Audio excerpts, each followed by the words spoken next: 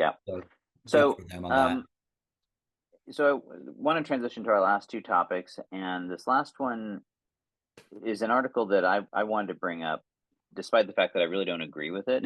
But the title is "The End of the SaaS Era: Rethinking Software's Role in Business." It's a Forbes article, and to summarize its basic premise, it's saying that SaaS companies in many cases now are failing to deliver certainly the outside returns that we saw in the early days of SaaS, and that the basic pitch, I guess, is that if you create a piece of software that is truly driving some kind of competitive value for a sector, that rather than selling the software, that what you should do is go acquire or maybe even start a company in that sector and use the software as a source of competitive advantage, because you'll realize far more value in doing that than you can ever get by selling the software and attempting to capture the value through the sale of software. And the reason there's a couple of reasons, I guess, but one of the primary reasons that I sort of disagree with this is that there's really two classes of software.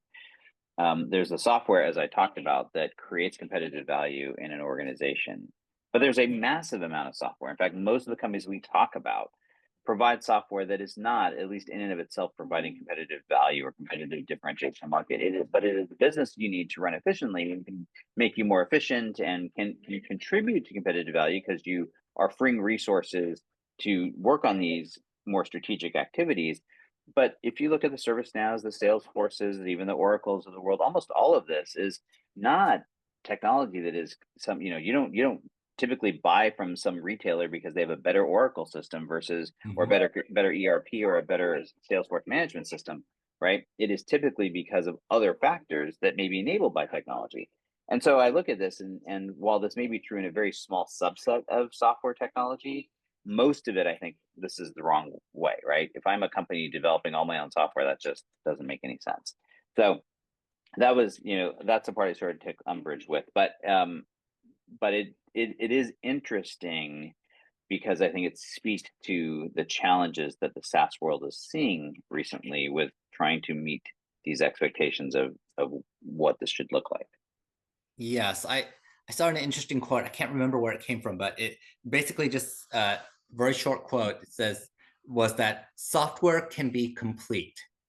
There are functionalities that can be mature and get to the point where you can put it out once and then you may not have to touch it again for 5, 10, 15, 20 years. And for apps like that, they may not fit well into SaaS because you don't have to pay $20 a month and hope that they get updated every year or so because there's nothing left to update.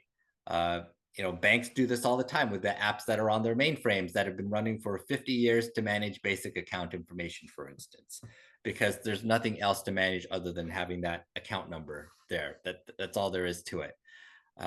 Or other examples, there are SaaS applications that have very little change, such as something like taxes. There are external changes, but the actual functionality may not change very much. So when you look at those niche applications, sometimes they're good for SaaS, sometimes they're not. And then the flip side, we're starting to see these enterprise apps where you have to wonder whether they want to be SaaS at all. We look at SAP, which has struggled mightily to bring their clients over to HANA simply because they did their R3 update 15 years ago. They made it enterprise wide. They defined all their processes for this R3 platform, and then they realized we never want to touch this again. Much less have it upgraded and then find that things break with new updates. That's sometimes software is complete. That's an interesting point. As a rule, I don't think I'd agree with that, but I hear you on like the mainframe Hmm. stuff. And more importantly, it goes back to my fundamental premise is if I have a piece of software running a mainframe that is doing transaction clearing, how much competitive value am I getting from that? Something I absolutely Hmm. have to do. But my objective there is to manage that down to zero, right? Manage my operating cost of that piece of software as low as I possibly can get. Yeah. And in most cases, a SaaS type model is going to work against that, right? So I think that it speaks to it. I think it's the wrong solution to this very real issue that a lot of SaaS players are having, because there's so much pressure right now. I mean, I don't know you could get funding if you came to market with a piece of software that wasn't sold as SaaS today. I think it'd be very, very difficult. And so there's a sort of, I think, challenge with that. What the big takeaway though for me was that regardless of if you're selling a piece of software that is driving competitive differentiation, or if it's something that's more about an operational efficiency kind of play, is that I do think that there is a challenge and a misalignment, because pricing within SaaS companies is almost exclusively driven by the market today instead Hmm. of any sort of value equation. And so there are definitely a class of software companies that are undervaluing, right? They cannot get the amount of money that is commensurate with the amount of value that Right. they're actually generating, even if it's not competitive value, right? Even if just because they drive so much efficiency. And so what is interesting is that historically, well, not historically, today, if you're a consulting company, you're going to see significantly less um, valuation multiples than a software company. And as an analyst, I've advised countless software companies who have a consulting arm. It's like you need to be spinning that off or diminishing that, Hmm. because you're going to get undervalued if you are seen as a consulting company versus a software company.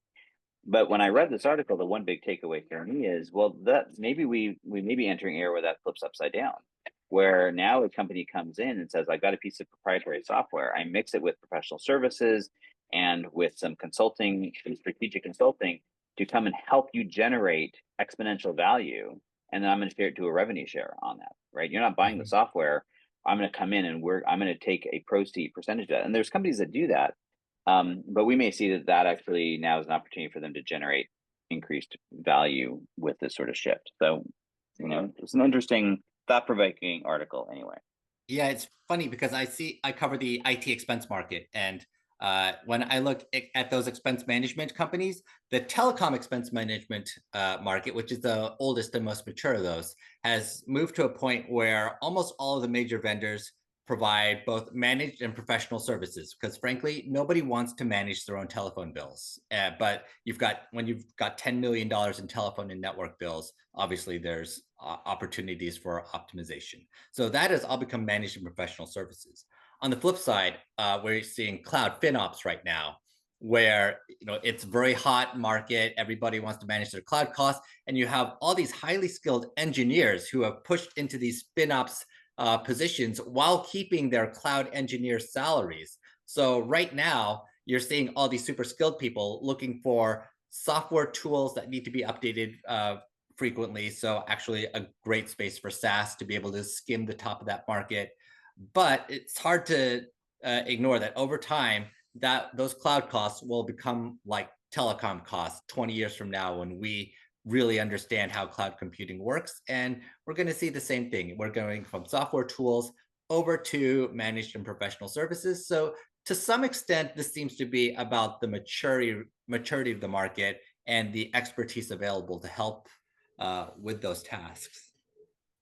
Yeah, it is interesting. When we were talking before the show, you mentioned that, and it did. I was sitting here mulling. It's like, could we be seeing the era in which the managed service space finally hits its stride? Because it never really has. I mean, there's a lot Mhm. of companies use. I mean, there's plenty of companies that are very successful with managed services, but it's really. I mean, we rarely talk about it. It's when you're talking about big tech, you're never talking about managed services, and it does make me wonder if we're approaching a period where that starts to shift. Mhm.